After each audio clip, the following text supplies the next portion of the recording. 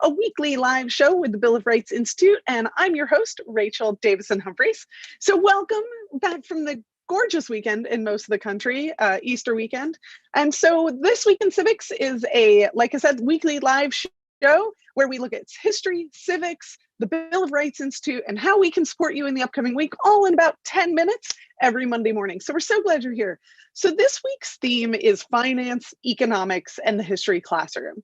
And the question is, why do we choose that? I mean, these are kind of tangential. There's this whole, financial literacy and economic literacy are part of most social studies classrooms, but not really the history classroom. And we did that for two reasons. So firstly, April is Financial Literacy Month. So it's the beginning of a month-long project helping look at how we teach about economics and finance and personal finance, especially in the United States. So a lot of educators around the country focus on it this year. And then also President Biden late last week unveiled his $2.3 trillion spending plan, looking to stimulate growth in the economy, tackle climate change issues, and also support infrastructure. And so there's a lot of words and concepts kind of floating around. Your students are going to be seeing them. You're going to be seeing them. So we wanted to explore those very quickly. So there are going to be a lot of links as I go through the kind of ideas in today's episode. You can find all those links at the bottom in the comments or in the chat. And we would love to hear from you about what you're using to help think about economics and finance right now, because there's a lot going on. And usually, so economics is one field and history is another field in academia. In the real world, they're all kind of mixed together, but in academics, you either study history or you study finance. And sometimes there's this little narrow field in the middle called economic history. And that looks at how economic events, economic concepts have influenced or changed over time, but also how they influence and change our communities, our societies. History Today, which is a great magazine out of the UK, actually asked historians which genre of history was their least favorite. And almost universally, they said economic history. And I think that's so sad. And full disclosure, I have a lot of economic historian friends. I have a lot of economists as friends. My husband is an economist. And so I have a special interest in spreading the love for economics and economic history, because economics can seem really big and overwhelming, and finance can seem really big and overwhelming with all these algorithms and charts and different things that mean different, that just seem very complicated. I'm not an economist, but I really grew to love economics after I understood a few simple things, because it helped me make sense of the world. The world is big and complicated, and what I love about economics is that its rules, its laws, its concepts give me a framework to understand the how and the why of a lot of the stories that I see. So there's this idea called threshold concepts in education, which are concepts that once you see them, once you're introduced to them, they change the way you see the world forever. You can't go back from them. And most of the threshold concepts I've had in my life, other than spiritual ones, have been in economics, actually. So the first was this idea of the broken window fallacy, which looks at the seen and the unseen, where most people, when the window breaks, you see the wealth that comes to the guy who fixes the window, right? What you don't see is where those resources would have been spent had the store owner not had to spend money on a window. So instead of having a window and a new mixer, the store owner only has a window. And so there's this idea that destruction is never value add, and stimulus can sometimes divert resources instead of creating new ones. And I thought that was really interesting when I was introduced to it. And then other ones that kind of impacted me greatly were this idea of opportunity cost and trade-offs and scarcity.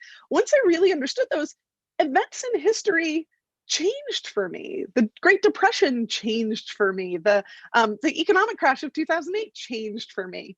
So there's this idea that there's an economic way of thinking. Once you have the economic way of thinking, it opens your perspective and changes your perspective and adds to your other historical thinking skills. So as you're working through this with your students and you're giving them all these lenses of history, An economic way of thinking is another lens, and that's how we think about it internally at the Bill of Rights Institute. The other thing that really impacted me is once I understood how open markets make the poorest in our societies wealthier, and so understanding that shift and how we, the bottom billion and how markets support them.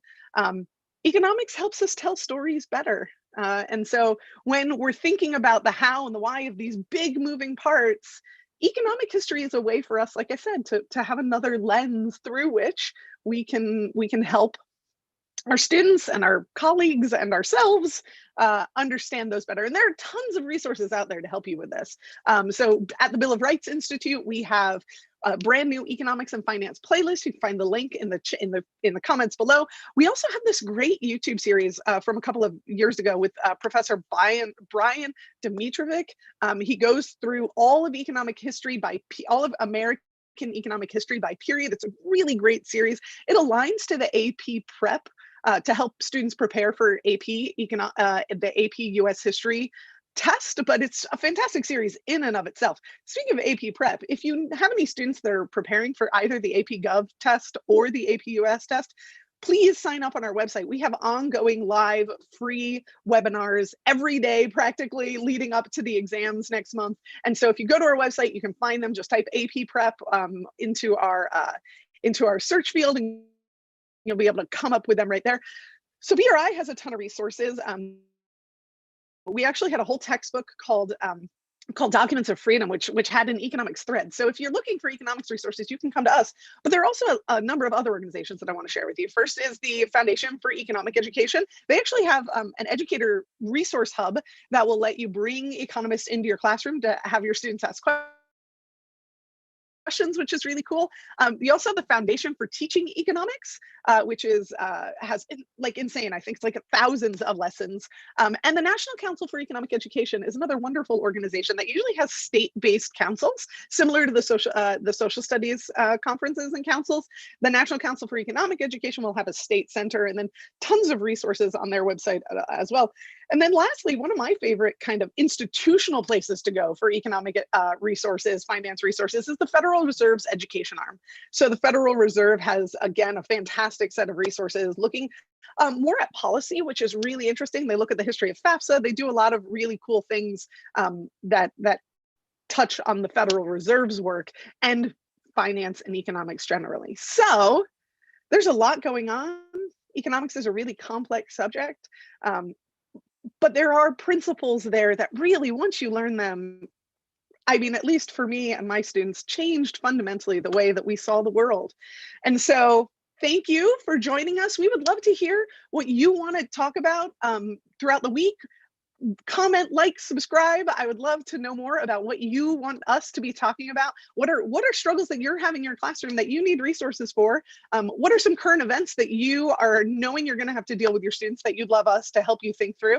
So again, my name is Rachel Davison Humphreys. This is This Week in Civics. Citizenship is hard, but BRI is here for you.